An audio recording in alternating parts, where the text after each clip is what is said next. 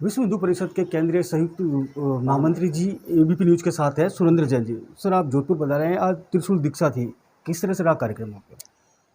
कार्यक्रम बहुत भव्य कार्यक्रम था। इस कार्यक्रम की पहली विशेषता ये थी कि ये मथानिया के अंदर था, जहां से एक ऐसा व्यक्ति हुआ जिसने राम जन्मभूमि के लिए अपना बलिदान दिया था। उसकी प्रेरणा भी थी और मथानिया धार्मिक धरती भी है, इसलिए 2500 युवकों ने त्रिशूल धारण करके देश की रक्षा, धर्म की रक्षा का संकल्प लिया। सर, ये धर्म की रक्षा का संकल्प है। अभी राजस्थान में विधानसभा के चुनाव होने जा रहे हैं, तो इसको लेकर आप किस तरह से देख रहे हैं? राजस्थान में अभी क्या परिप्रेक्ष्य लग रहा है आपको? हम चुनाव की दृष्टि से विचार नहीं करते, हम राष्ट्र नीति का जो विचार करते हैं वो चुनाव की राजनीति से परे हटकर करते हैं। लेकिन ये तय है कि पिछला 4.5 साल का जो समय है, ये सबसे अधिक अंधकार का समय था। खुलकर राष्ट्र विरोधी, हिंदू विरोधी खेल खेल रहे थे। हिंदुओं का कोई त्योहार ऐसा नहीं जो भय के साये में न गुजरता हो, चाहे रामनवमी हो, चाहे हनुमान जयंती हो, चाहे परशुराम जयंती हो, चाहे नववर्ष के जुलूस हो, उन सब पर हमला होता था, हमलावरों को संरक्षण दिया जाता था और हिंदू संगठनों को अनावश्यक तंग किया जाना। उदयपुर, जहां पर पहले कन्हैया की हत्या हो चुकी, उस उदयपुर में रामनवमी पर यह आदेश दे देना कि कोई भगवा झंडा नहीं लगाएगा, मैं समझता हूं ये राजस्थान की मिट्टी का सबसे बड़ा अपमान अशोक गहलोत जी ने किया है। अरे यहां तो कण कण पर भगवा लहराने के लिए राणा सांगा, बप्पा रावल, इन सब ने बलिदान दिए, राणा प्रताप ने बलिदान दिए हैं। तो उनको मैं चेतावनी दूंगा कि अब वो मुस्लिम तुष्टीकरण की राजनीति से तौबा करें। हिंदू समाज स्वीकार नहीं करेगा किसी भी हालत में। किस तरीके से यहीं जोधपुर के अंदर मंडोर में एक दरगाह बनाने के लिए 8 करोड़ रुपए दिए जा रहे हैं, और वो दरगाह कहां बन रही है? जंगलात की जमीन पर, जहां एक ईंट नहीं रखी जा सकती। किसकी दरगाह है?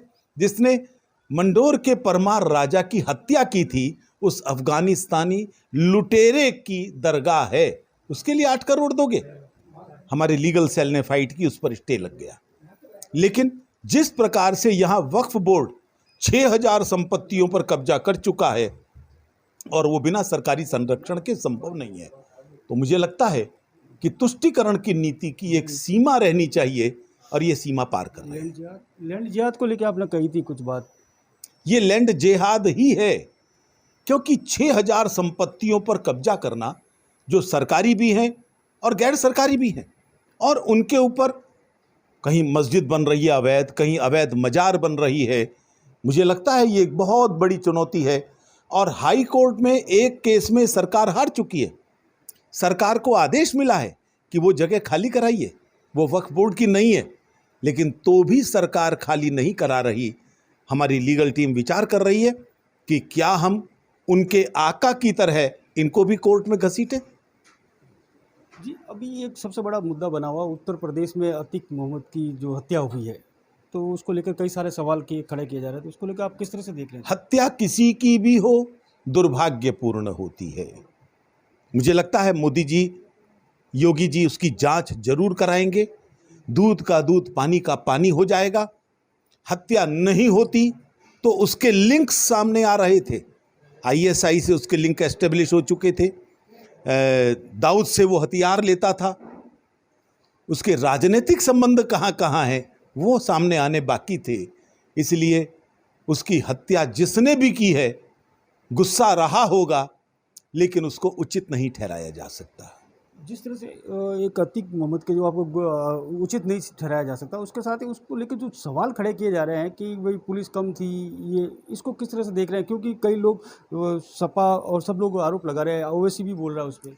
सपा और ओवैसी तो आरोप लगाएंगे, उनका कमाऊ पूत था भैया, उन्होंने ही तो इसको खड़ा किया था।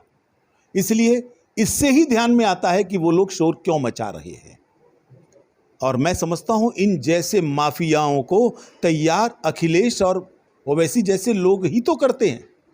यही लोग ऐसे हैं जो मुस्लिम समाज को भड़काते हैं और हर इशू को हिंदू मुस्लिम के रूप में खड़ा करके मुसलमानों को हिंदुओं के खिलाफ भड़काते हैं। जिस तरह से बताया कि जिस तरह से राजस्थान में लैंड जिहाद चल रहा है, साथ ही अतीक मोहम्मद को लेकर बड़ा खुलासा किया है कि अतीक मोहम्मद के कई सारे कॉन्टैक्ट भी खुल रहे थे। जोधपुर से करणपुरी, एबीपी न्यूज़।